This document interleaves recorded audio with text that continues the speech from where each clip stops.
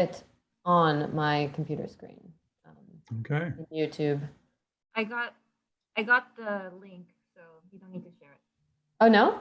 Nope, I got it from the thing. Great. And you're recording? I'm going to start in just a second. Maybe Okay. turn the volume off. Okay, it's off. Cool. The live stream. All right.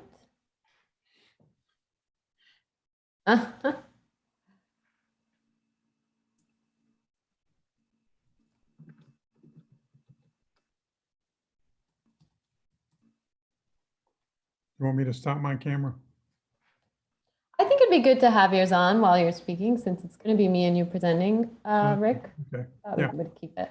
And we can kind of tag team. This is one other way we can do it, as opposed to having formal sections.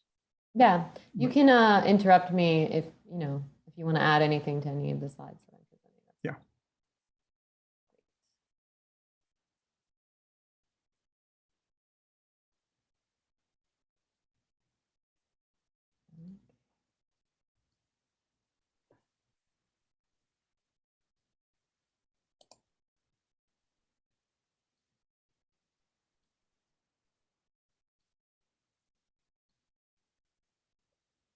All right.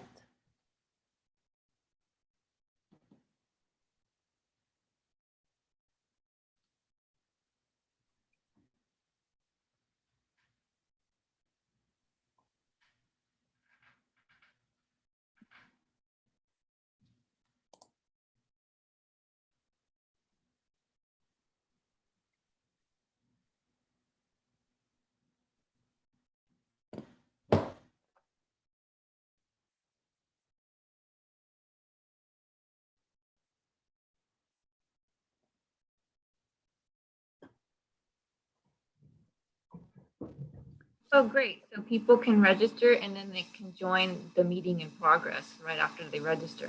Oh, that's good. Yeah. Okay, then that's perfect. That's what I was worried about. So they can't join right now, Brenda, is that it? Unless they're, no, Pat just joined. Okay, people can join. Good.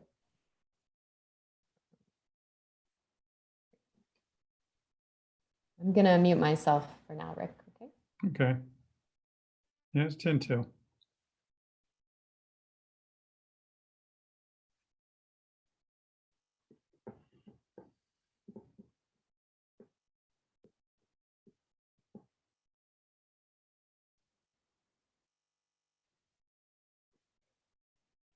Question is this more exhausting than a regular charrette?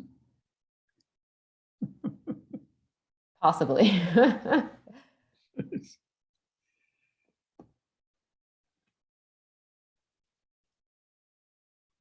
I know Victor's worn out.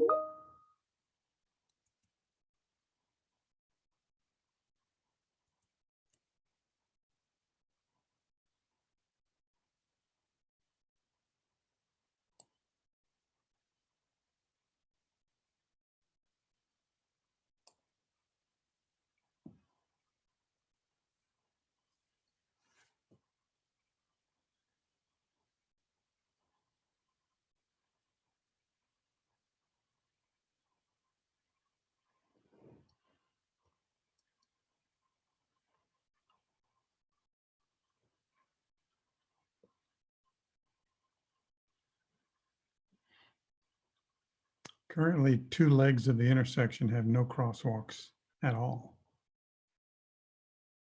That's right. Amazing. Well, there's no sidewalks. Yeah.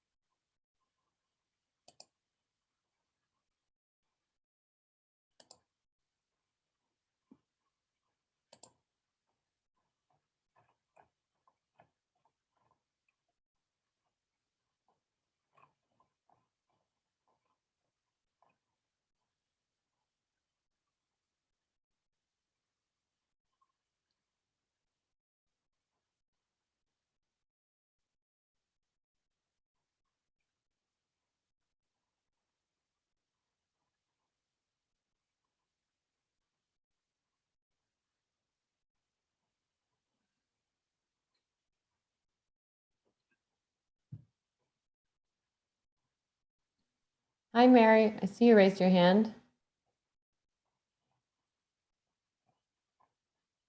Do you have a question? Trying to unmute you. Not working. You can use the chat as well if you want to. Hi, Louisa. Hi, Rick. Hey, Victor. Hi, Hi, Vic. Brenda. Hi, Mary. Hello. Thanks for joining us.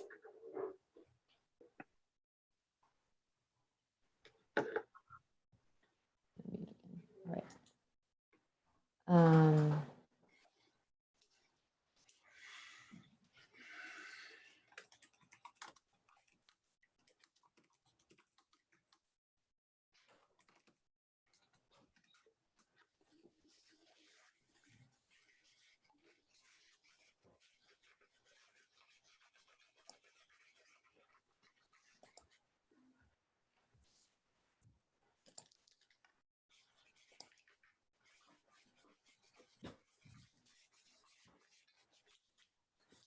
Rick, how have you been today? Have you gotten a lot done this afternoon?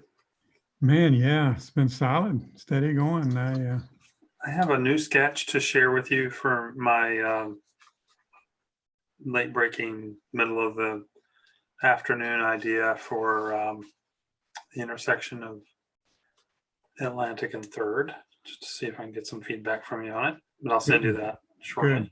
Good. I don't know. The thought was that maybe it'd be good to have one for comparison that looked a little longer range. Mm-hmm. That'd be great.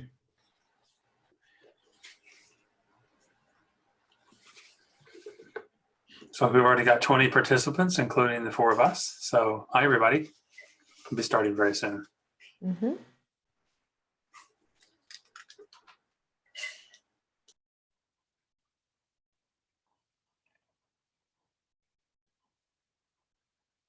Yeah, there are some exciting cross sections coming along.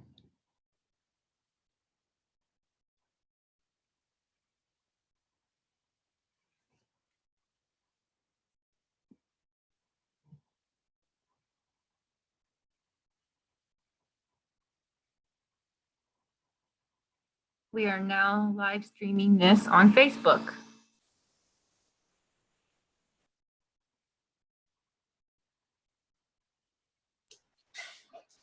Hello, Facebook world.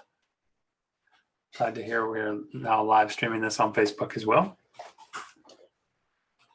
And Rick, I was going to tell you that I went over those cross sections that you were studying with Brenda, and I gave her some comments on those, and I think it's a good idea to have multiple alternatives at this early stage, just to Yep. for comparison.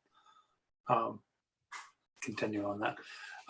Louisa, I'm going to mute my end and just call on me whenever you need me, okay?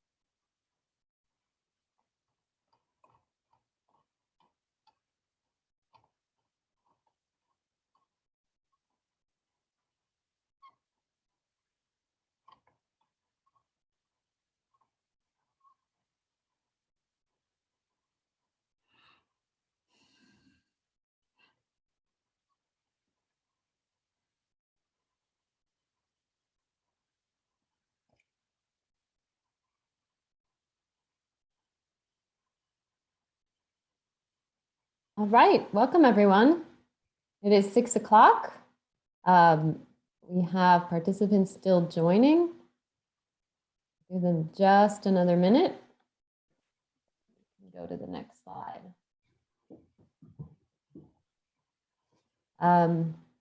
This is the intersection workshop for the 5-point intersection of Florida Boulevard and Penman Road, and Forest Ave, I should say.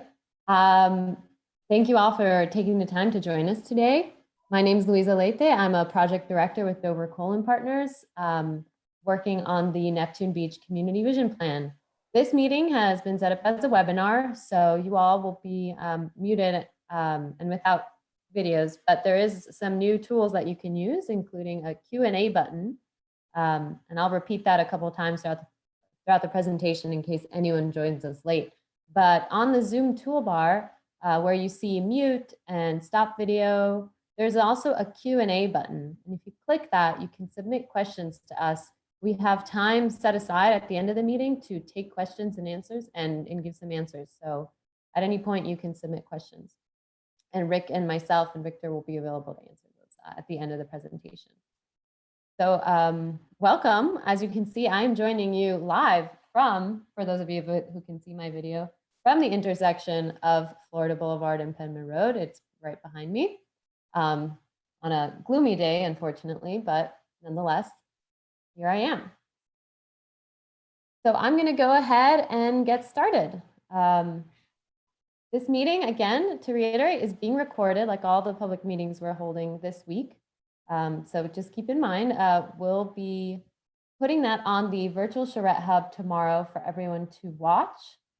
Please share it with people you know who wanted to attend but couldn't make it. They can always watch, they can see the Q&A, and we can post a form that they can also submit written feedback on this topic specifically. Here's where the link will appear on our virtual Charrette Hub page, just below the actual meeting, where we had the join live and pre-register buttons. So what are we going to be talking about today? I'm going to give a quick overview of the process for anyone who's new to the community vision plan, who hasn't been to any of the previous meetings. I'll try and be quick as I go through that. A quick summary of workshop input that we've received so far, specifically about transportation and mobility. Then we'll go through the different options. Recall, our transportation engineer is one of our panelists. He'll be talking about the pros and cons of the different options for this intersection. And we'll also have some diagrams that explain how people actually go through roundabouts. And then we'll move on to our Q&A.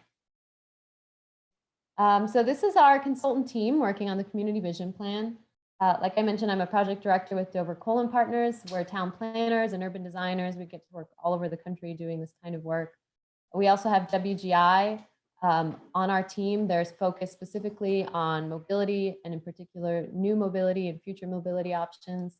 And we have Hall Planning and Engineering. That's Rick Hall, our transportation engineer out of Tallahassee, joining us today. We're just about halfway through our process for the community vision plan. This is our big 5-day public charrette. We have plans to come back to present the draft plan. Originally, that was planned in June, but we'll be keeping you up to date on when that meeting can happen and what the next steps will be.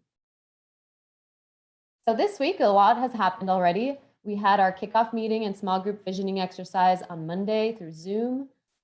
We've also been having our open design studio starting yesterday. We had it today and we'll have it tomorrow. And that's just a live virtual meeting that you can drop by anytime between 10 and 4.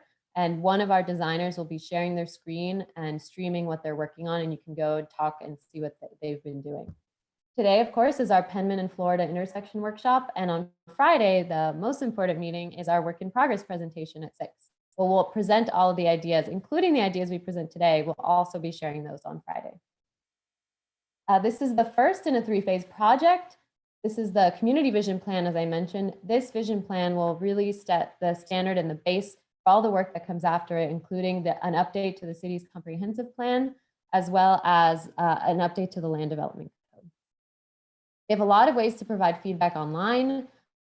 Please check out our virtual Charrette Hub page on the website. That's www.neptunebeachvisionplan.com//virtual charrette. We're going to be taking all this input, including the videos and the forms. All of that will be live beyond this week. So you can always come back next week and the week after to keep giving us ideas. We'll take all those ideas. We'll make some drawings, some of which we've already made that we're going to be sharing today. And then we will refine them to create the draft plan. So what have we heard so far from the community? At our neighborhood workshops, which was a 3-day traveling workshop, in the morning we did bike tours. That's actually us at this specific intersection on the East Coast Greenway. We did tours in the morning. In the evening, we had presentations and interactive exercises. We asked the different neighborhoods what they thought of their community today and what they thought it should be in the future. And here is some of what we heard. In particular, for these two neighborhoods that straddle Penman Road, it's really a family-oriented place. In the case of the community west of Penman, it has unique water access. They're both beautiful places. They're low density, they're residential. In the future, what's interesting, unlike the community east of 3rd, the things we heard most from the central area of Neptune Beach and the westernmost portion is that they really want this to be bike-friendly, walkable, still peaceful and charming, but more integrated to the other parts of the city. And so we've really taken that to heart. Monday night, we had our small group exercises where people broke out into smaller Zoom rooms and had a discussion over maps. We asked people to pick their 3 big ideas, and we took all the big ideas, and about 40% of all of the big ideas we had, there were 14 rooms participating, were related to streets, trails, transportation, and parking. So this is a topic that's really important to the community. And we know that this intersection in particular is kind of the crux of that. We've been putting together a draft summary input map specifically around mobility, where we've taken the maps that people drew on at the neighborhood workshops, the maps that people have been drawing, that they drew on Monday night's kickoff presentation, and any other feedback we've been getting to kind of categorize what we've heard. And you can see that bright red circle right in the middle is this intersection of Penman and Florida. So it's been identified as a pinch point, as a place where they want more path connections and easier ways to get across. So what are the different options? Rick, I think you can go ahead and unmute your mic now and join me. Yep. Here again is the picture. That's actually where I'm standing right now, as you can see. And Rick, I'll turn it over to you. Louisa, before Rick begins, can I just ask you Sure. one thing? I was watching the list of participants grow and grow. We're up to 57 in tonight's event. And when you began speaking, we were at a smaller number. Would you mind going back over one more time the things you said at the very beginning about using the new Q&A button at the bottom of the screen? Just give that instruction. Yeah, absolutely. For the people who just joined us. Thank you. Absolutely. So anyone who joined and missed my first 5-minute spiel, this meeting has been set up as a webinar. So if you attended Monday night's event, that was just a regular Zoom meeting. So this webinar allows us to do a Q&A. So we have time set aside at the end of the meeting to actually take questions and give some answers from the panelists, which are myself, Rick Hall, Victor, and Brenda Diaz. So at any point, if you look at the Zoom toolbar that you have where it says mute, stop video, participants, and then there's a Q&A button. You click that button, you can submit a question at any point, and those are the questions that we will take at the end of the meeting. Wonderful. All right, Rick, you let me know. I have the control of the slides, but just stay next and I will advance them for you. Okay. There may be some horn honking that some of you hear in the background from my computer. My neighbor across the street has his spouse's birthday today, and with our social distancing, she has many friends coming by and honking their horns in celebration of her birthday. So we're in a different time altogether. It's pretty interesting. We use this particular slide many times because it really says that safety in transportation and mobility is almost all about speed. Speed of the motor vehicles, that's cars and trucks. If you are unfortunate enough as a pedestrian to be hit by a moving motor vehicle, and that vehicle is going 20 miles an hour, there's one chance out of 10 that you will not survive, that it'll be a fatality for you. At 30, it goes up to about half, and at 40, you don't have much of a chance of surviving a crash with a 40-mile-per-hour vehicle. We have a very fragile frame around us, and the cars are a very tough and fast-moving object. So this is high school physics, but it's why we spend so much time talking about speed as related to safety. That's for drivers, pedestrians, and bicyclists, everybody.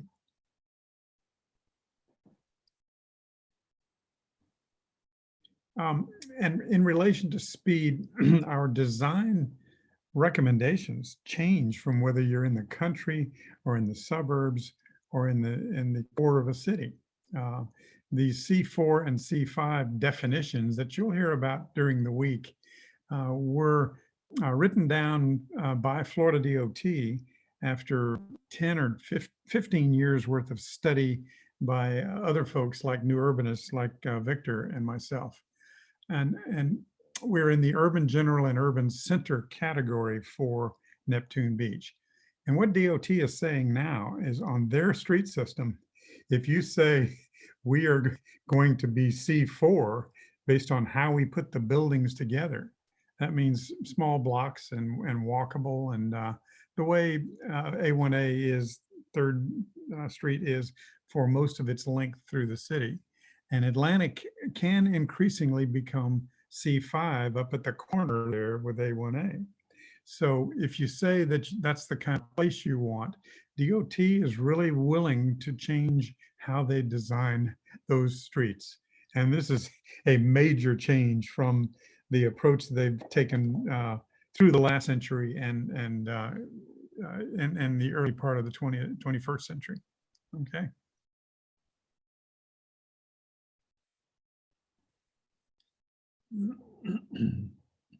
So I'll go ahead. speak to this, Rick.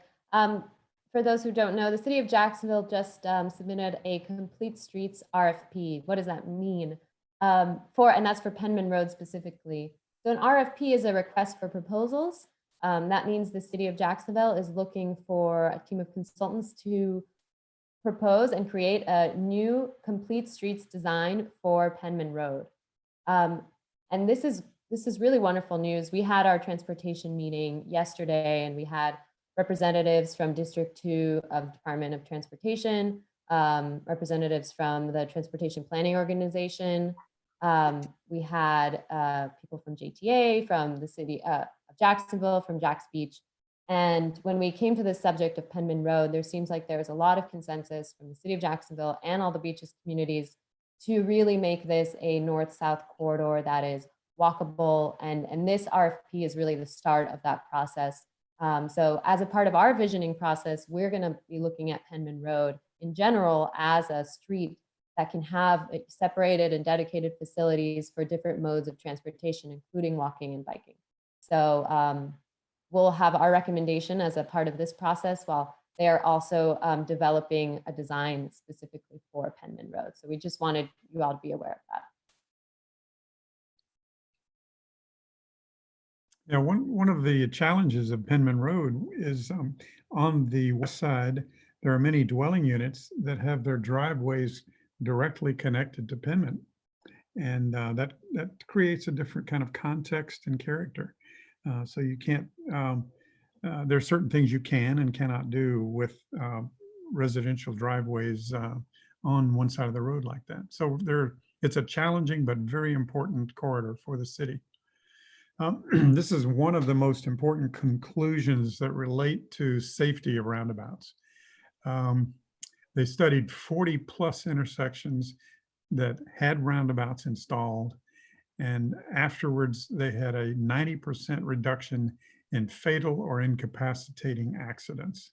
That's a very, very important statistic for me. So that's what we're after is reducing fatalities, keeping everybody safer.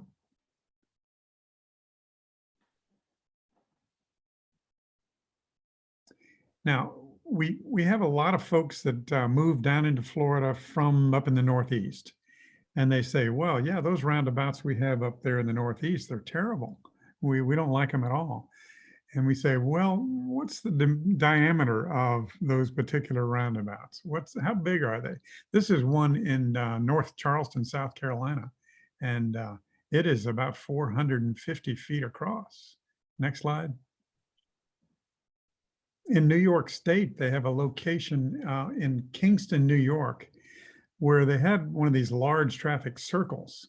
And then they said, man, we need to get a roundabout built in the middle of this instead of the big traffic circle. The reason is when people start circulating in their cars around the outside of that traffic circle, they can get up to NASCAR speeds on that outer circle because it's such a gradual curve. So they get going really fast. And you as a driver have to, you're shaking in your boots trying to decide whether you should jump out into that fast traffic or not. Next slide, please. This is a roundabout in Clearwater Beach, one of the largest in Florida. And it has a dual circulating pattern. And it handles all kinds of beach related traffic very effectively over there. They replaced about 12 signalized intersections when they put in this one roundabout. Next. This is a one-lane roundabout on Amelia Island, very close to you, but and it works very, very effectively. Notice that the crosswalk is one car length back from the edge of the roundabout. That's because, and we learned this from the Dutch, that's because if a car is sitting at that first space, where are their eyes? They're looking to the left, because that's where the traffic is coming at them. And if a pedestrian stepped out from the right side and the driver accelerated because they had a gap, that could be a fatal accident. So we just say the pedestrians cross behind the first car looking left because the second car is looking straight ahead at the first car. So that's how we really increase the safety for pedestrians and amateur cyclists at a roundabout. Yeah, there are several studies that have been made that document the amount of public opposition to roundabouts before and after construction. And in one particular study, 68% of the people asked were opposed, and then afterwards 73% favored. So, and it's really the old adage of people, especially Americans, don't like change. And but sometimes after the change happens, we experience it, we see, well, that's not so tough and complicated. And so they get a lot of favorable marks after construction.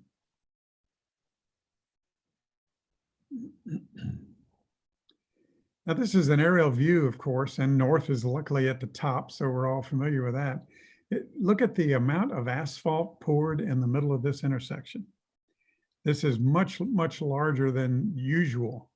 And part of the reason for that is it's set up as an X pattern instead of a plus.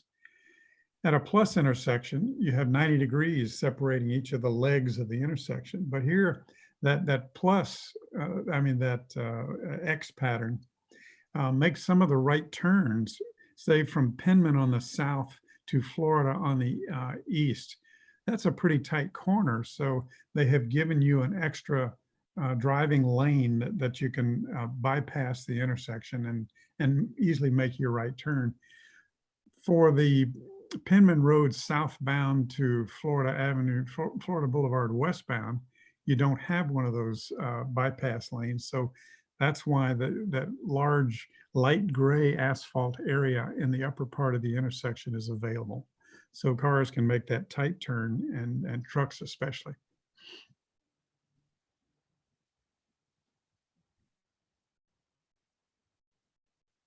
The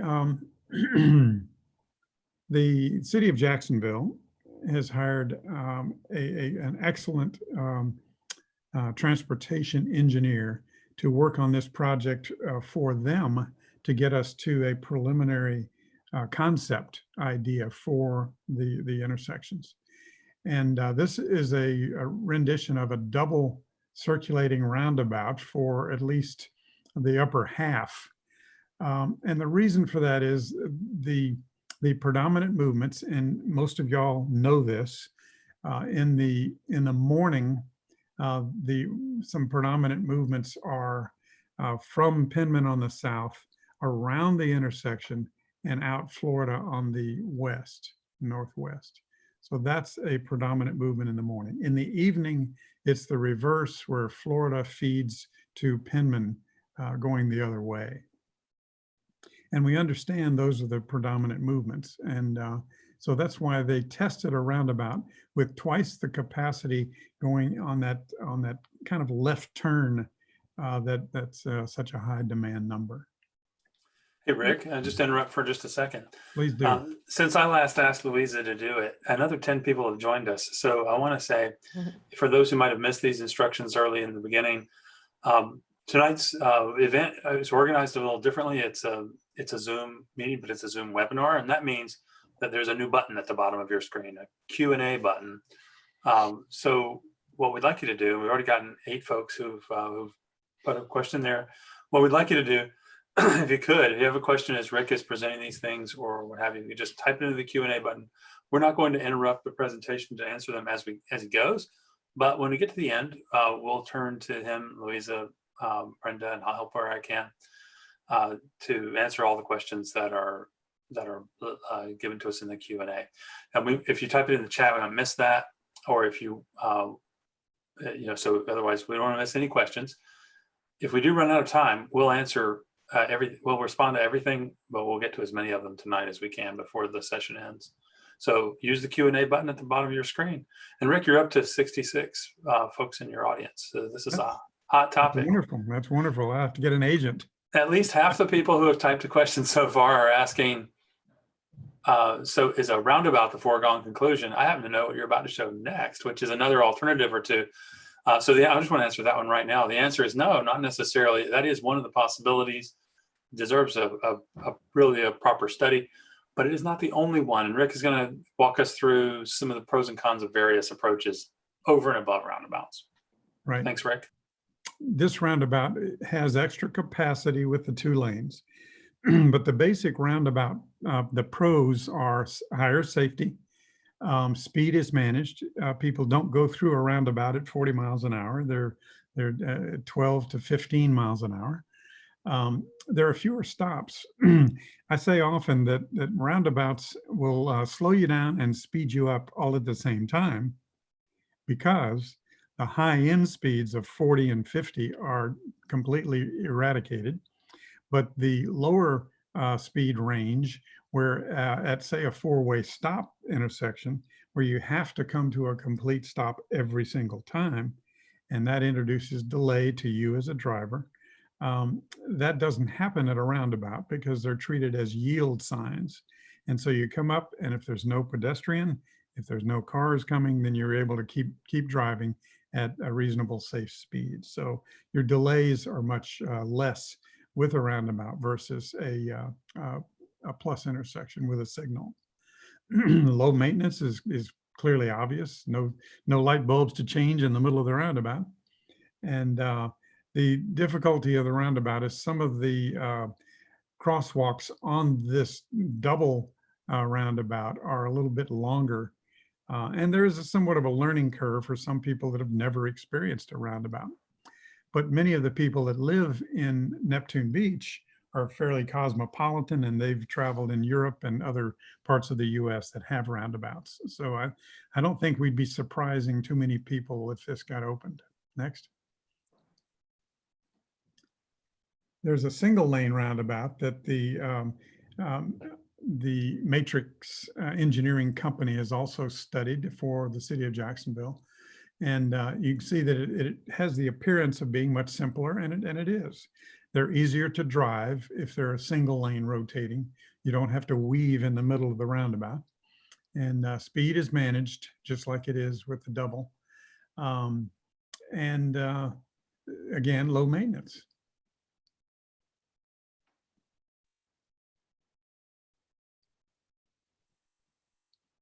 So we looked at the designs from the city, and we saw that some of the design parameters we would want to change a little bit, since we're coming in with much more of a pedestrian focus, I believe, than even they did. They were careful with the pedestrians, but we are ferocious about the pedestrians. So we, in our design, slight redesign of it, we gave them narrower lanes and a smaller design circle. Next. Now, our reduced scale one-lane roundabout that we've done so far in the very short time we've been working for the city, still safety comes out really, really strong. There's less encroachment on some of the surrounding properties, so because we have a smaller diameter circle, and all those trees that we're going to recommend actually shade the pedestrians and give them a much more comfortable walk, and shade the bicyclists, give them a much more comfortable ride.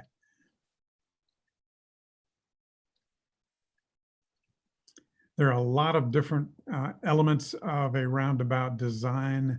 Those splitter islands that you see with the crosswalk behind the first car that's waiting to enter is important. I don't know if many of you know, today there is no crosswalk on the south leg of Penman and the southeast leg of Florida, zero. So the crosswalks are only on the other three legs today. So any design crosswalk number will increase, either the roundabouts or the standard signalized intersections. We have a 134 foot inscribed circle instead of the 170 that the earlier proposal had. And we have sidewalks everywhere as they are needed. Next. Option 3, improved signalized intersection. It's a fairly good intersection, but look how much closer these crosswalks are to the center of the intersection than the one that exists out there today. This is because we had one of those bypass lanes added to the northwest corner, so cars can make that maneuver and beyond before they get to a stop bar for the southbound Penman. And the reason you need those crosswalks closer to the middle of the intersection is so drivers can see you as a pedestrian. The closer that you are to the center, the easier it is for them to see you. And most of the crashes with pedestrians and cars are when the drivers are turning left. To some degree when they're turning right, but mainly it's left turning drivers that are hitting pedestrians across the US. So again, the closer those crosswalks are to the center, the safer the intersection will be. When you have a traffic signal like this, you do have an absolute control that the signal gives you as a pedestrian of walk or don't walk. It's fairly clear when you should walk and when you should not walk. And that's an apparent simplicity that some people take comfort in. I say it's not always a comfort, because when somebody has takes their eye off the windshield of the car, and they're either texting with their head down, or they're talking to a friend, and they run up on a red signal, they will hit the pedestrian at full speed. And that's the most important vision to keep in your mind. Is this intersection going to work well when a crash occurs? And my observation and my professional engineering belief is that when there is a stop sign or a traffic signal, then the dangerous part of that intersection is when somebody makes a mistake. And obviously, when someone makes a mistake at a roundabout, they can plow into the center circle and most often come to a stop there. Or if you have some nice artwork in the middle, they'll hit the artwork, but they will have much less chance of hitting other cars and pedestrians on other legs. Hey, Rick, when we began, I promised myself I would not interrupt you to and hold all those Q&A questions until the end. But knowing a little bit about what you've been preparing this afternoon to show, I want to let you know that a lot of the questions that we're getting are about how the pedestrian interacts in each of these kinds of intersections, and in particular about the interests of the kids biking and walking to school at the nearby elementary school. So just Very be good. sure that is addressed in this presentation. Very good. The next line, it says long wait times for the signal for your walk control. In many places where we do have signals and pedestrian signals, walk and don't walk, the signal cycle, the amount of time it takes the signal to go through all the reds and greens for all the approaches gets to be over 2 and sometimes 3 minutes long. And if you come up to the intersection as a pedestrian and you just lost the walk signal, you could have to wait 2 to 3 minutes before it cycles back and says again to you, walk. What that does for impatient pedestrians, and that includes many of us, people will just look at the traffic and make their own judgment about when it's safe to go. And they say, well, it says don't walk, but I'm a smart human being. I'm going to bolt out there, even though it says don't walk. And that's where a turning vehicle can come around the corner and cause a crash. So it's while you feel it's an absolute control with walk and don't walk, many people are not willing to abide by those long wait times. With a roundabout, the priority is given to the pedestrians. If a pedestrian approaches that crosswalk, by state law, the cars must stop. And the good thing is they're going slowly enough in that 12 to 15 mile per hour range. They have a better chance of seeing you. When they can see you, they will almost always stop. And that's where the safety part comes in. So the difficulty of the signalized intersections are speeds are high and stops where you're waiting as a driver, even when nobody's coming the other way, is frustrating. And that also encourages violations of the signs and the red signals. So the high speeds are what really reduces safety at regular intersections. Okay, next slide.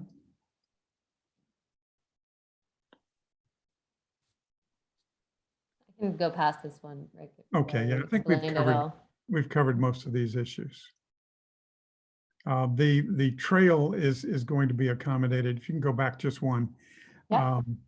The East Coast Greenway is going to be accommodated very easily going from the Florida leg on one side to the Florida leg on the other side, either by 2 crosswalks at the signalized intersection or 1 crosswalk at the roundabout. Okay, next. Again, Metric Engineering did a complete analysis of this. And these are a lot of numbers, but look at the middle row. The overall level of service for existing signal is F. And it's in 2025, it's projected to be F. And in 2045, it's projected to be F with the existing layout. Now, we might be able to improve it with the one that we have for the signalized intersection. Down below for the single 1-lane roundabout, it's a little better. It's D in the existing condition, C in 2025, and then E in 2045. So that's the standard level of service analysis that they normally do on these kind of intersections. And that's for a weekday. go to the next slide for a weekend traffic summary. And see, the weekend traffic is much lighter. So you see the roundabout has pretty high marks all the way across. And the signal is still at D, E, and F. So those are some general performance measures that are used by Florida DOT and other engineers in the business. Okay, next slide. So we prepared some illustrations that show what these two main options would look like. We didn't draw the two-lane roundabout because we felt in reviewing the data and the volumes that the one lane was sufficient and would be a lot more user-friendly for pedestrians and for motor vehicles. So we'll be showing what the single lane and the improved signalized intersections look like. And just so we are oriented, this is the existing intersection. So this transverse here, this road is Penman Road. As it goes to the top right corner of the screen, it's moving south. Towards the bottom left, it's going north. This other road crossing it is Florida Boulevard.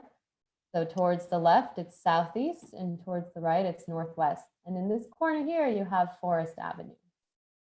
And on the right is the elementary school down the road to the right. Yes.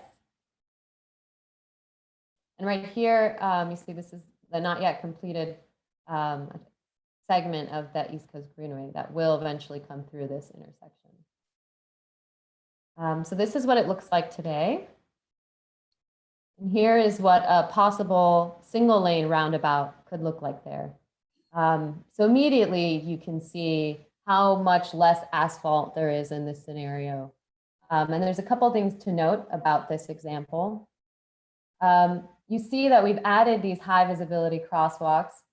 Today, the crosswalks are faded. They're not high visibility, really easy for a motorist or someone in their car to miss, to not even see them. So we choose these high contrast bars that really stand out against the asphalt. So that is one thing you can see. The other thing is you'll see there's a truck apron. That's what we call this band with a different paver material around the roundabout. I saw there was a question about how trucks and bigger vehicles move around the roundabout.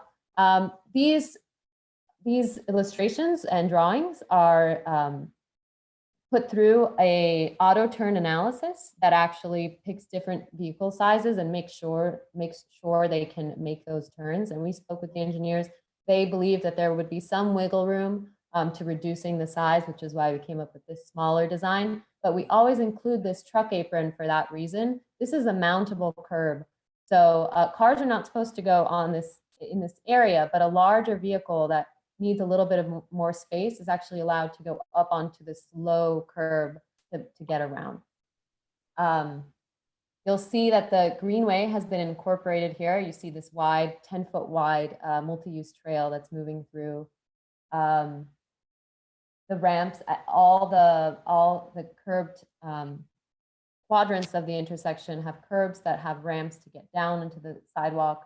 There is a median refuge that is that splitter island that Rick mentioned that gives people a chance to stop, pause, see if anyone is coming, as this boy is doing, before he continues on across the sidewalk.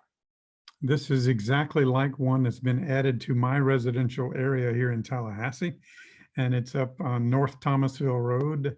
If you are interested in Bradfordville and looking at that one. And large tree in the center to reflect how we really love trees. Absolutely. And so this is that car yield zone that Rick was mentioning, in setting back all the crosswalks one car length behind. Each car slows down as it's approaching the roundabout. The car behind this one has to wait. And so that allows a pause for the person crossing. He has a chance to look directly in the face of the person in the car that is approaching back here and make his way across. And here I've shown a signature tree. So there's a lot you can do with these landscaped roundabouts. In this scenario, we've shown a tree, but I'll show another option where the tree could be replaced with some kind of sculpture. This does not need to be the sculpture. We just chose an example. This is a bronze octopus, but it could certainly be anything that any local artist would propose, but it's an opportunity to make this a real centerpiece of the neighborhood and still make it feel like it's a part of the character of the area, either with a tree or with art, but certainly with some landscaping. This road, so many people actually use this road, and it's a major entryway into the beaches in general. So there you go. You can add a signature sculpture of the community's design, either hopefully with local artists if possible. So back to the existing conditions. I'll show now the second option, or rather the third option that we spoke about, which is the improved intersection. So this one is lighter touch. It's not as transformative as the roundabout, but it still provides some really good upgrades.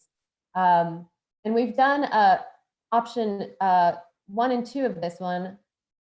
The second option I want you to notice, and it's really subtle, if you look towards the actual intersection where my cursor is hovering, we've added a special textured paver. You can really see how much smaller the intersection is. This is how big it is now. That asphalt extends basically 1/3 of the screen. It gets a lot tighter in this scenario, and you can see that even better when we put a special paver. And the reason to put a textured paver in the center of an intersection is because it's a way of letting drivers know as they're driving through that this is a place that they should be slowing down. It's an actual tactile way to inform drivers that this is a different area like the one they were just driving through, and that there's people here.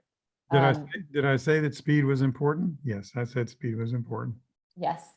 So here again, to Rick's point before, we've added these islands and these dedicated turn lanes, right turn lanes that don't exist today. All of these separator islands give pedestrians a refuge to do the cross in stages. Again, they're all high visibility crosswalks, easy to see for pedestrians and people in their cars.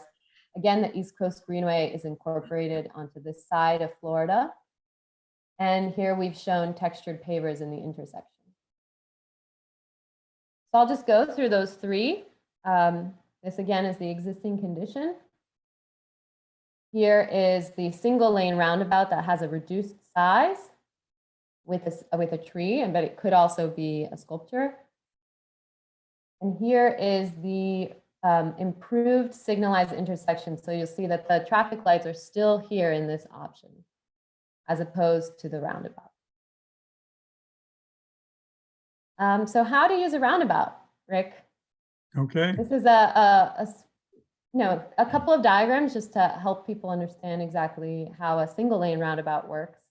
And we've explained a little bit how pedestrians get through them, how they stop, but you can kind of go through that right now, Rick. Yeah, the automobiles are all forced to turn right, even if they're going through or going left. So it's that uniform right turn. That's the basic part of the design. All the red arrows, or the red arrows, are the entering traffic. We design a curved piece of roadway as you're entering, because the curve clearly indicates to the driver they must slow down to make the curve. So they start curving to the right before they start the left turns. And the exiting traffic is just important to keep that managed and not have people just really accelerate out at a fast rate. So we like to have those curves in the approaches and the departures to each of the intersections. So it's really just like getting to a yield sign on a regular piece of roadway that just happens to be curved. And there's the example of the roundabout is a curved T intersection as opposed to the regular T intersection.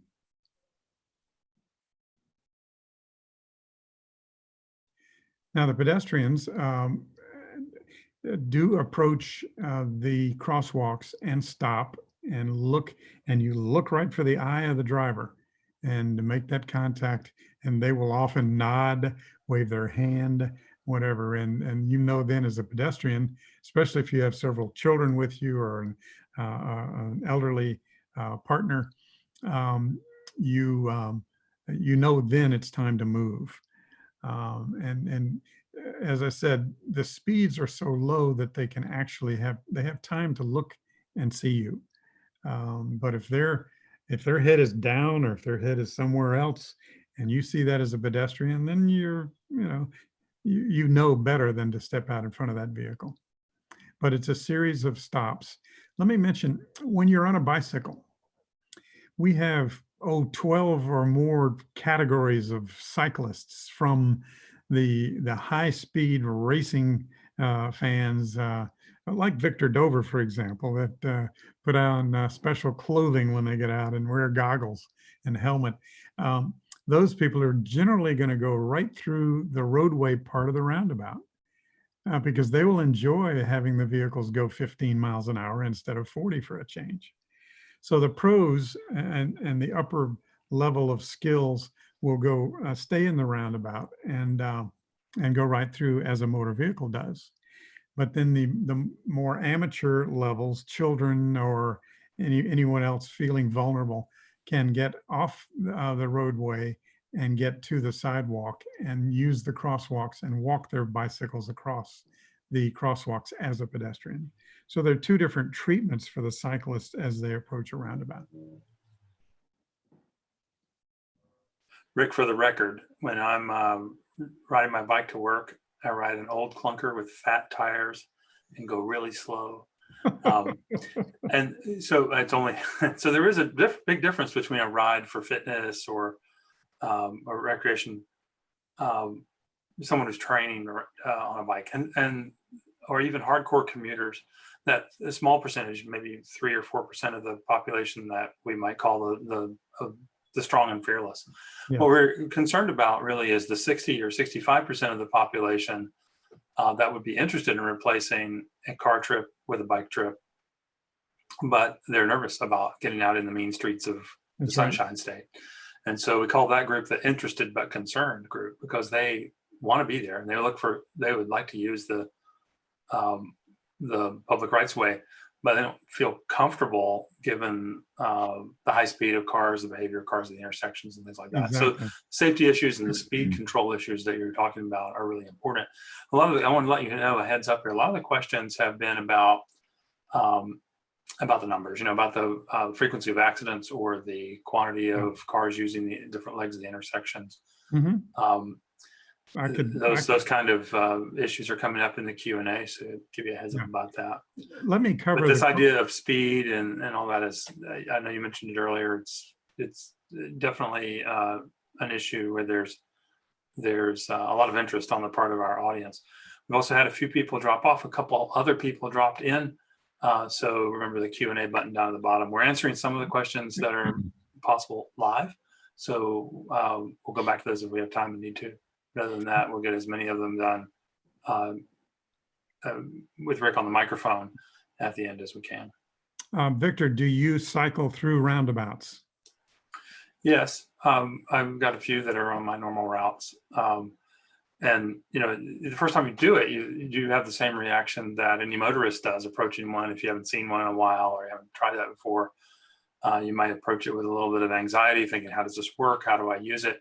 That's why I'm glad you're going over it. But after a while, you figure out that the great reduction in speed tends to aid in your ability to share the space if you're on 2 wheels instead of 4. So after a while, it starts feeling like the roundabout is your friend. But even though we're talking about all of these issues that line up on the pro column and the pros and cons about roundabouts, I want to reemphasize it. No decision has been made. We're thinking about it. Mm-hmm. We're also thinking about non-roundabout solutions, and we're giving those their due here in the analysis. So if you hear us going through these facts and figures about safety or the benefits, don't misunderstand.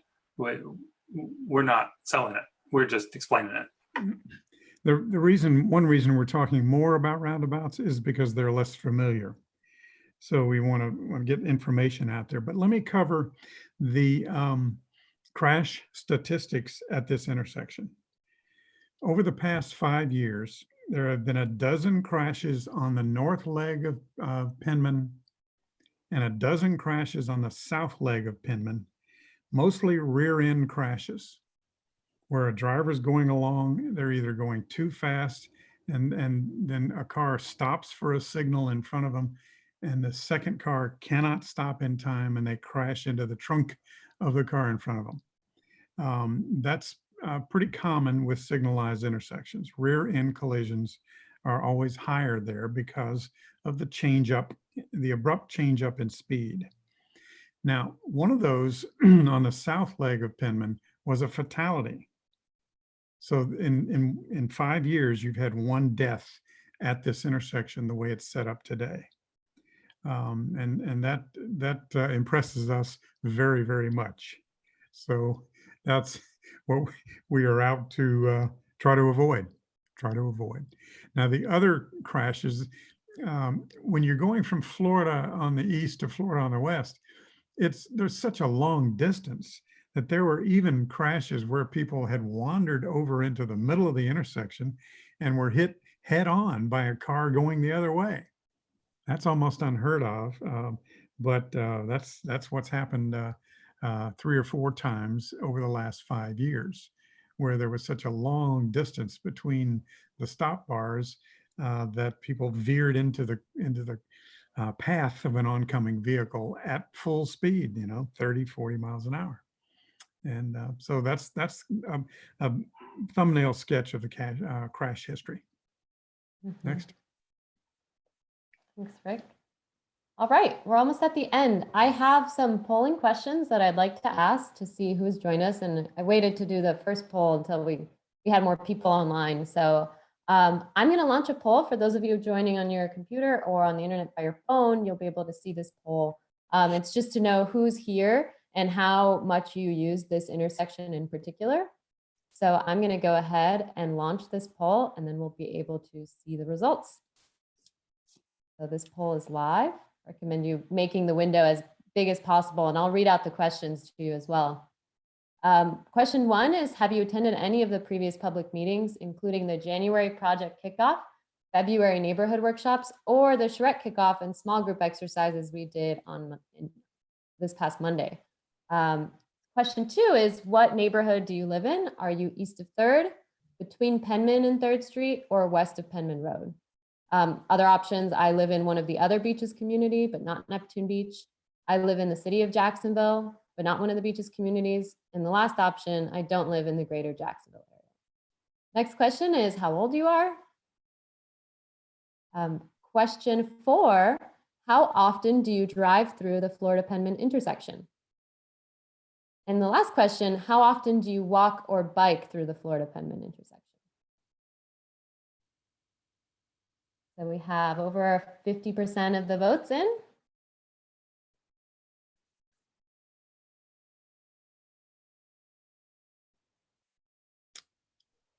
All right, almost everyone. No, we can't vote. Yes, I don't think the panelists can vote. And there's a couple of us, so I think we're almost getting all the answers in. I'll give it a couple more seconds.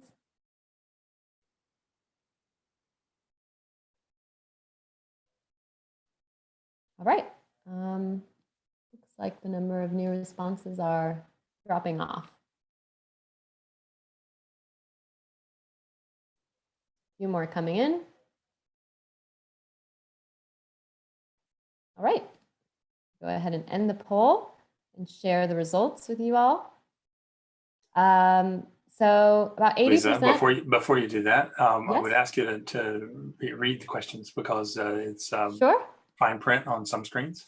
Yeah. Thanks. So question 1 was, have you attended any of the previous public meetings? And about 83% said yes. But we do have some newcomers who said, no, this is the first one, so welcome. Second question, what neighborhood do you live in Neptune Beach? About 40% is west of Penman. Another 30% is between Penman and 3rd. 24% east of 3rd Street. And then we have 2 people who live in Jacksonville or one of the other beaches communities. How old are you? 40% between 50 and 65. 28% over 65, 17% between the ages of 35 and 49, and 13% between the ages of 25 and 34. We can't see that on the screen. You can't? Nope. We're still on question 1 and 2. You can Louisa, scroll it's, down. yeah, we have to scroll down ourselves, Rick. Oh, Glad you asked that. So Yeah. for folks who might be watching the poll results, that's a window. You can actually move it around if you're on the Zoom app, and it has a slider on the side. You can slide down and read all the results, or you can enlarge that window. That's Yeah, good. I encourage Thank you to you. enlarge it. How often do you drive through Florida, through this intersection in particular?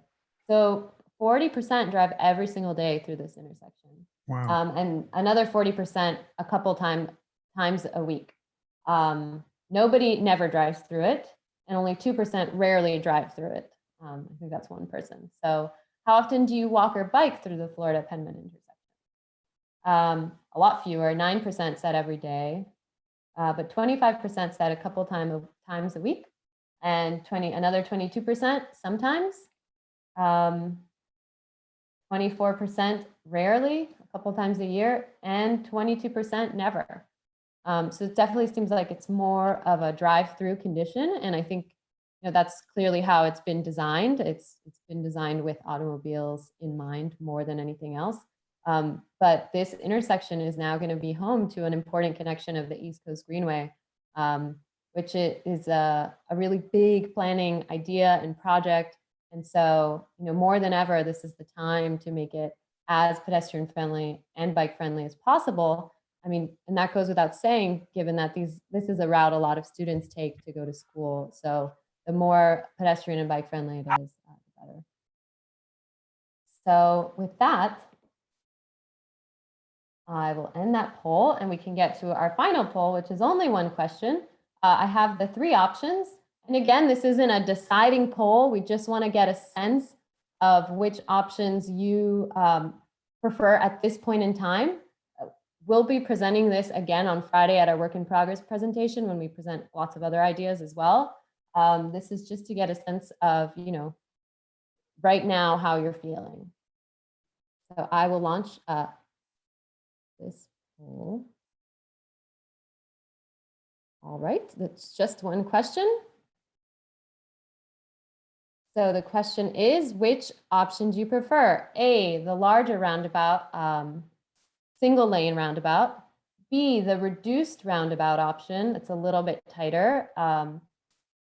Or C, the improved signalized intersection option that keeps the traffic lights, but adds more crosswalks and reduces the overall size of the intersection.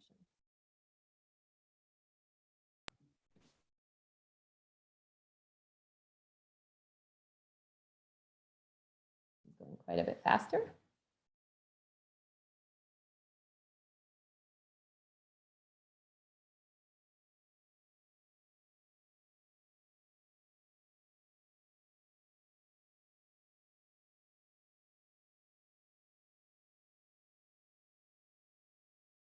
All right, 78% of people have voted.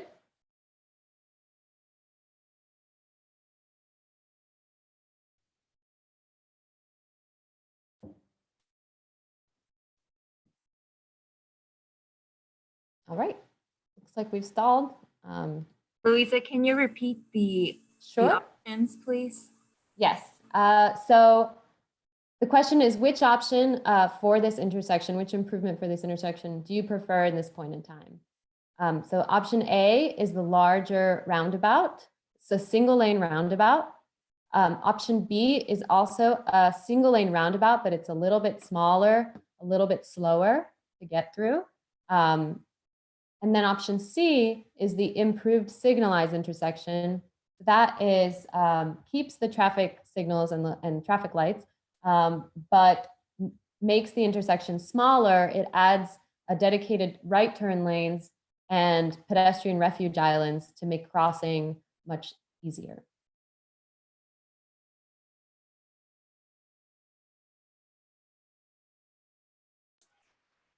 We've got a couple more. Louisa, on the poll, on the previous poll, did you get a total number of people participating in the poll? Yes. Mhm. Can you share that? You want to number with know? us? Yes, the last poll. Okay, thank you. The total amount was 59, but we had about 50 responses and then it just dropped off. Some people may choose not to vote, and that's okay. Right now, it's All giving right. us 49 of 61 Mhm. who have voted. Okay, thank you. And it's stalled out at 49. And again, this is not a deciding poll by any means. This is the first time we're showing these ideas to anyone. Those street renderings were completed today. So it's all fresh ink. It's new stuff. We are just wanting to get a sense of you all who attended, how you're feeling.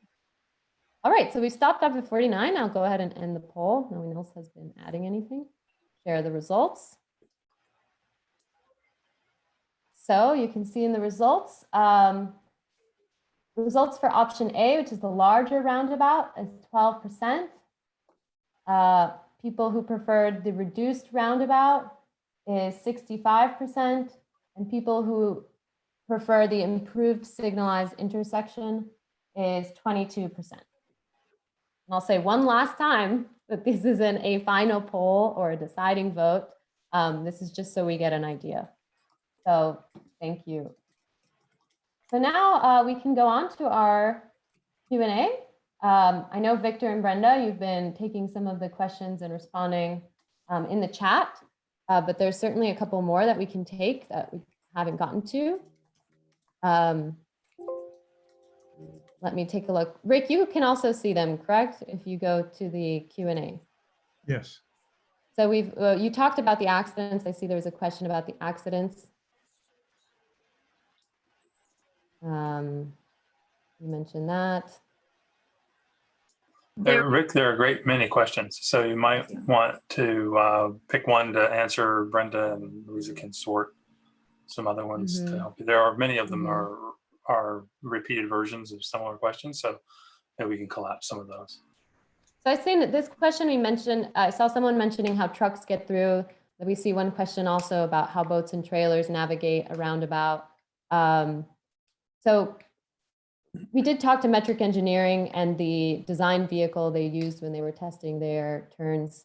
I believe it was a school bus or a truck, but we can certainly see exactly, what should fit. Ideally, every vehicle that needs to get through here has to be able to navigate it, even if that means going up onto the mountable curb that we mentioned. Is that right, Rick? That's Correct right. me if I'm wrong. Let me mention, when we talk about using the truck apron and getting through, it's primarily for vehicles that want to go beyond the simple right turn and the through movement, but they want to go past those two options for the roundabout and go to the third exit or entry, the third street. So that's the toughest maneuver for a large truck to take, to enter from, say, South Penman and then pass Florida, pass Penman and go up to the northwest on Florida. And those are the longer trailers that would they would run their back wheels up on that truck apron and make it through very, very conveniently and very slowly. So, Rick, we also got related questions about boats and boat trailers, yeah, both from people who regularly take their own boat through this intersection and from folks who watch others do so. So does the same thing apply? Yes, the same thing does apply, especially because of the invention of the trailer hitch. When you're hauling a boat, even a fairly large size, your towing vehicle and your trailer can rotate like this, and so the trailer will follow you in a pretty good circle as you go around the roundabout. We had one we just designed in Panama City, Florida, downtown, and a lot of boaters and a lot of trailers up there. And so we did an explicit test of a boat and a trailer of a fairly large size going around the circular intersection, and they make it just fine. Surprisingly, one of the toughest vehicles is a long fixed body vehicle like a school bus. School bus. Mhm. Or a large garbage truck. Those are our test vehicles. Even the semis can do some pretty miraculous things because of again, the bending of the vehicle around the corner as they turn. Mhm. Rick, there's one other question I've seen and I've heard it asked before. If any kind of beacon or pedestrian active signal can be incorporated into a roundabout design. Yes. They can either be installed initially, or we could, if the city goes ahead, the city could do this improvement and then observe for 6 months and see how hesitant the pedestrians are, how lawless some of the drivers are, not stopping even though someone's waiting at the edge of the crosswalk. And if the professional staff for the city can observe that drivers are violating the state law that said you must stop, they can start issuing citations. They can get out there with an unmarked car and start nailing these people that are not stopping for pedestrians. So enforcement is a very important part of making this thing work in the initial days. But the rapid rectangular flashing yellow beacons are a very eye-catching way to remind the drivers that, yeah, there's a pedestrian that just pushed a button on the edge of this roundabout or traffic signal. Hey, Rick, several of the questions have to do with folks who live upstream or downstream that under the current conditions at peak hour can occasionally have trouble getting out into the street because there's a backup, when when the light turns red, cars spill back. And, sometimes the nice people in Florida will let you in and sometimes they won't.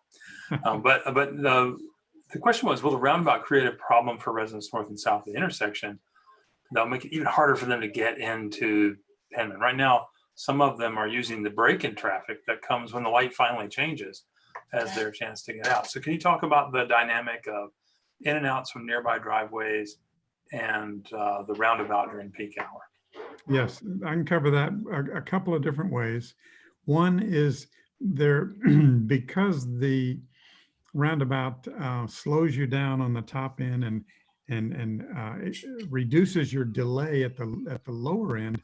There is more capacity in the roundabout than for the traffic signal. So therefore, your queues that back up in each direction from the middle of the roundabout would be shorter during the peak hour. I feel like candidate Sanders, speaking with my hands here, but so the queues will be shorter. And then the pulses in traffic that come to the intersection can sometimes be can have gaps introduced by the nearest signal. So the nearest signal back on 3rd Street, for example, has a chance of breaking the solid supply of traffic that would come from that particular roadway. Now, there are not many intersections that are close by with another signal, but that's another way that the gaps occur in the constancy of the incoming stream to give everybody a chance to get in. Mm-hmm. We have a question here specific to the design. Why in the single lane roundabout scenario, the South Penman to West Florida movement didn't get a turn lane like North Penman to East Florida? I can pull up. Yeah, please pull up a. So here, example. So you're saying, where you go? That the movement, I believe it's this one, the south on Penman to Florida, it doesn't have this dedicated lane that we see from Penman North to Florida East. I think primarily that was because the demand was not very high for that movement. we looked at the traffic counts for every movement from every leg to the other legs. And the heavy ones are Florida coming back home toward Penman in the evening. And in the morning, South Penman feeding northwest of Florida as a leg. So the Penman South to Florida West was not that heavy a movement in the morning. Now, there would be some school traffic that would want to get there and get immediately to the school. But primarily, if you start out on the top edge of Penman at Atlantic and you wanted to go back up Florida, you could have come off of Atlantic onto Florida at the intersection way back to the west. So it's not a very high demand movement. Right. I'm seeing another question about population growth and level of service, both for cars and for bicycles and pedestrians. We can go back to the slide where we looked at the volumes table. So maybe, Rick, can you speak to how we would measure the level of service for bicycles and pedestrians as well? Is that something that's available? Yeah, my colleagues in the transportation business have been trying for years and years to get a competitive grade for pedestrians and bicyclists. Mm-hmm. And it doesn't work very well. There have been a few published peer-reviewed experiments with so-called pedestrian level of service, but lots of criticism of each of those, where they fall short or apply a kind of car think to modes of travel where the users behave very differently. That's right. So we're still working on that. I think we could say, I think it's a hot topic in transportation research, isn't it, Rick? Yep. And back in the 1970s, I worked for Florida DOT, and I actually produced the first lookup table for traffic level of service based on daily volumes, based on some calculations I did from the Highway Capacity Manual for 1965. But most of us, including Doug McLeod, a good friend of mine that's done a lot of this level of service work, they tend to begin to treat pedestrians like little vehicles. And they're thinking, well, if the pedestrians all get crowded into a sidewalk, their level of service should be a little lower. And it really just doesn't apply. So they're still trying, but level of service for pedestrians is very, very difficult to do. What we focus mainly on is we understand the design features of a street that will encourage pedestrians. It's a very empirical thing. You go to Savannah and Key West and St. Augustine, Florida, and Celebration, and you see where people are walking, and you say, well, I want to build some streets this way, that way, and this way, because that's what's generating the pedestrians. So we do it in a design that enables pedestrians to potentially use it, because that's what we observe in many walkable places. That's the best we can do. Remember, this is a related question that I see a couple of times, and it's also linked in with very similar questions that had to do, that I mentioned before, with the access for parents and children walking and riding bikes to and from Neptune Elementary. And here's Mark's excellent question. Who has the right of way in a roundabout, the pedestrian or the vehicle? And he reminds us that there is a lot of pedestrian bike traffic, and he's wondering if the answer is the pedestrians, does that cause undue delays to traffic? That's a slight paraphrase, Mark, but I think I read you right. Yeah, I haven't observed it yet, but I bet there is a school crossing guard at this intersection during school times. Well, let's just throw that question out. Lots of local folks from the neighborhood on the video on Zoom right now with us. Let's see, Fred Jones, you go through that intersection all the time. Is there a crossing guard during school arrival and departure times at this intersection? You can unmute him and let him answer us, Louisa, or you can type the answer in the chat. That's unless Fred went off to eat. my, I couldn't my, get muted. my intuition about this is that's one opportunity to let the traffic flow for a while and hold the peak period of pedestrian activity down a little bit. But We got our answer. Colin was ready with the answer. He had his finger on the button. yes, He did not answer before Zach, and Todd came in right behind him. Sorry, Fred, you got outrun here. Yes, there is a crossing guard is the I'm answer. glad everybody was on top of it. So in the time it took Fred to find the mute button, Colin and Zach and Todd all answered the question. okay. Yes, there is a crossing guard. So that's part of the mitigation for that concern about automobile congestion. Will you be stuck here during every school rush in your car, just waiting for these pedestrians to take their right of way that's given to them by law? And the crossing guard is a higher level of authority. They're the supreme law, and they would logically hold back some walking and bicycling travelers to let the traffic flow for a while. So a couple of the questions asking about whether population growth was taken into account. So it is in these summary charts. They're looking into 2025 and 2045, what the level of service and the level of delay they project would be. So we can include this report that's already been published and is available to the public. Someone correct me if I'm wrong, but I'm fairly sure it's already publicly available in our resources page on the website. If anyone is interested in pouring more into the numbers and the data in that, it's a pretty comprehensive analysis. We'll make that available on the website. It has all the information you'll ever want to know about this intersection. It's very thorough. Rick, we have a question about if during rush hour, it would be hard to enter the roundabout from Forest because there will be a heavy flow of north-south traffic on Penman Road.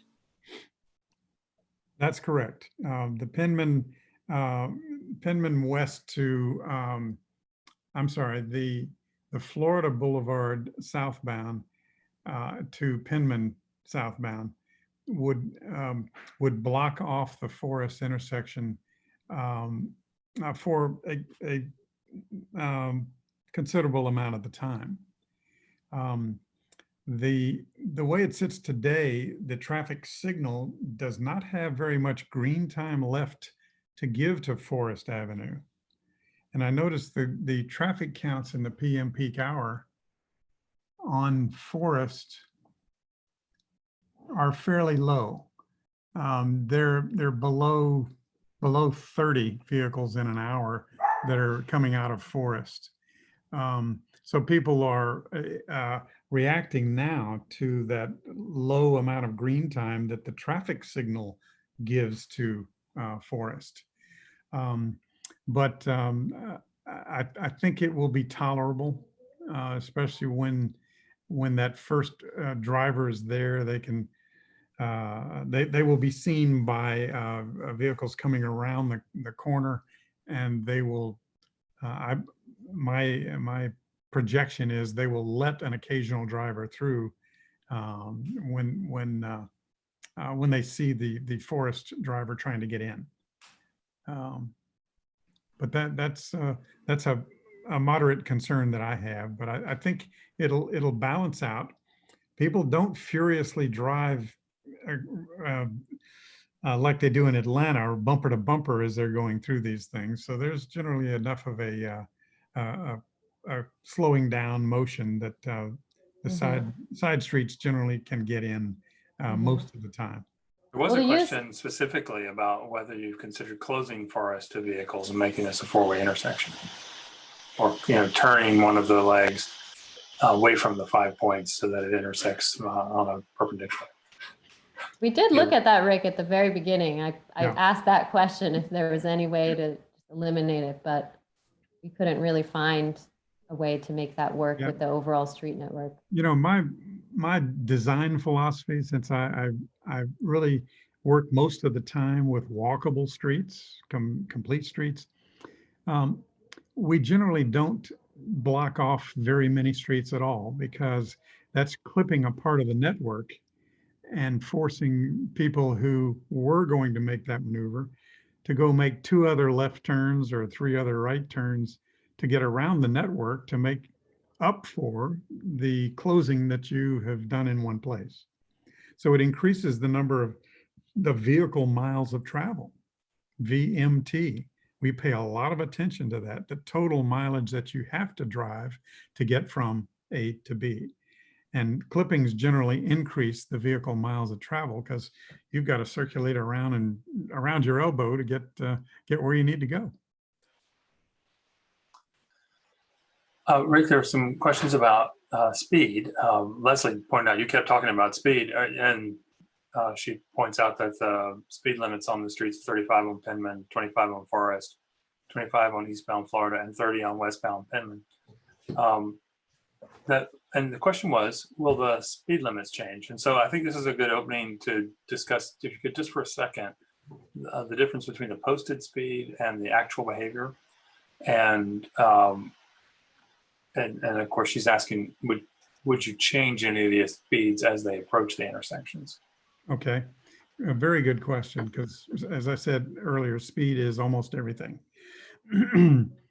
Most drivers understand that if they go to traffic court and the patrolman has given them a ticket for going 4 miles over the speed limit or 7 miles over the speed limit, the policeman is not going to win. Because the traffic measurement devices and everything else goes against that kind of a decision. But if you're 11, 12, 15 miles over the posted speed limit, then you're in the danger zone of getting a ticket that you have to pay. And so that kind of enforcement generally keeps people driving between 5 and 10 miles per hour over the posted speed limit. And we observe that all over the world and all over the United States. So in this area, because it's such a critical intersection, and because so many of the lovely single-family homes are on street networks that do not allow people to cut through and go on a complete grid, that focuses the traffic into intersections like this. And if we want it to be safe for the pedestrians, then I'd recommend a 25 mile per hour speed limit for at least 4 blocks in each direction from this intersection,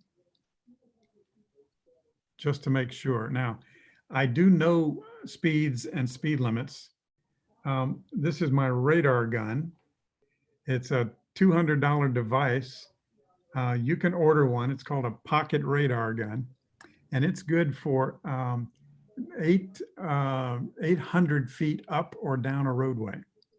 So if you're interested in some place being slower or you think it's too fast, get one of these from Amazon, Pocket Radar, and you can get it in 2 days.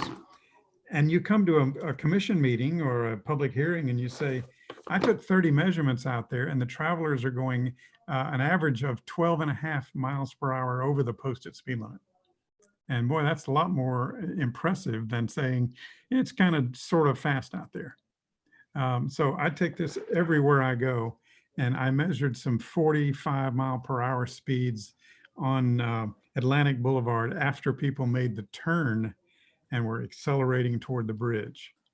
And so that's another point of discussion this week is what are we going to do about the wide state roads and managing their speeds, which is going to be harder than what we have to solve here. I think tightening up this intersection, the trees, maybe the one in the middle, is going to have a real important effect on getting people to believe that this is a tighter, slower space that must be managed. Yeah. Louise and Brenda, do you mind if I get one more in? Yeah, sure. There's an interesting pair of questions that go together from Howard and Penny. And one of them is, who decides? Who has the authority to decide if a roundabout or other intersection design is installed? Given this is, a combination of overlapping jurisdictions here. And Rick, you could punt that question to one of the Neptune Beach leaders if you wish, or you can, if you already know the answer, you can give us that.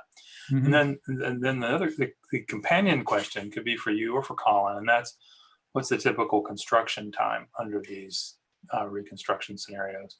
All 3 options we looked at more closely tonight call for and reflect a complete reconstruction of the intersection. So that answers some of the other questions we got tonight about signalization, whether the signals will be upgraded to modern ones, about the crosswalk patterns. Answer with a full reconstruction where things like crosswalks and stop bars and traffic signals are all moving. When they're all reinstalled, they would be upgraded to the newest and most durable equipment, Mhm. and the modern markings like high visibility crosswalks, the kind that you illustrated. But how long does that take, and who decides before you get to that point? Good questions. Just as a rule of thumb, half the cost of building a road is below the surface and half of it's above the surface. Okay.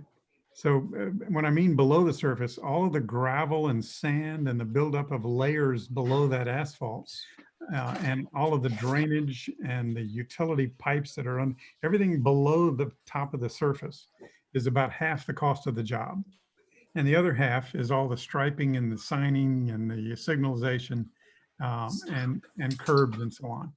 So this is not a major reconstruction because you're going to leave all of this surface right the way it is. It's not rutted and so on. So it's there's a good base and good asphalt there.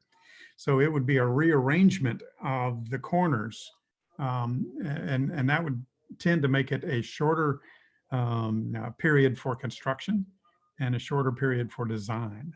Now, what that means, my guess is if there's a unanimous city commission a vote for a given alternative, then the city of Jacksonville would pay close attention to that. Imagine yourself being a Jacksonville city elected official, and you're trying to force something to be built here that doesn't have complete support by the city council. It's not a very wise political thing to do.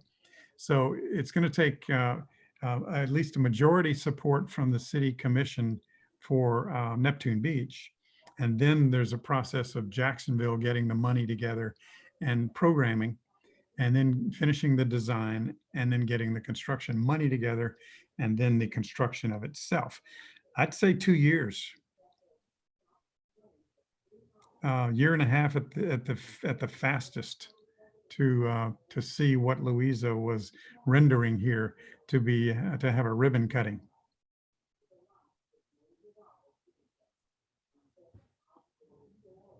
Does anybody see it being 12 months? I don't think so. Victor, thank you for fielding all those questions so we would have time to think about our answers on each one individually. Well, there's still a lot of open questions, and there are a lot of them that we've answered. Brenda and I have answered by typing. Good. A few cases we said Rick's going to get in that later. So I believe you've gotten to most of those. I will give one last skim through them. But we're not going to get to all of them. So I'm thinking that, Louisa, if it's all right with you, we'll get a record of all the questions, the ones that were open, the ones that were answered live through the mics or in typing. I also dismissed some questions, but we don't want to lose those just to make the list smaller, but they're not questions. They're commentaries or responses to something Rick talked about and what have you. Or they were already answered, so we didn't bring them back up. So we just want to make sure all those are being recorded. Okay. Yeah. And can we put a frequently asked questions, summary of this on the website? Yeah, absolutely. Another thing for Friday night, because we heard this also in the Q&A, we'll also add an option for none of the above when we present this at our work in progress. It may be that people want it to stay the same. So we'll add that as an option D, a do nothing scenario as well.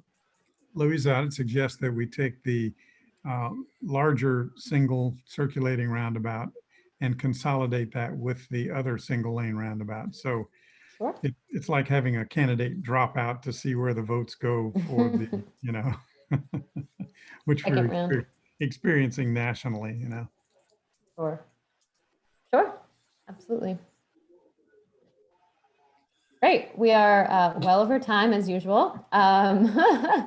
Like Victor mentioned, we'll go ahead and put a written record of this on the website under the meeting, along with the video. This video will go up a lot faster than the one on Monday night, so you don't have to do any editing. So we'll put this up as is, along with the questions. And the Monday night recording is already online as well. Great. Well, thanks everybody for your participation. It's been really encouraging.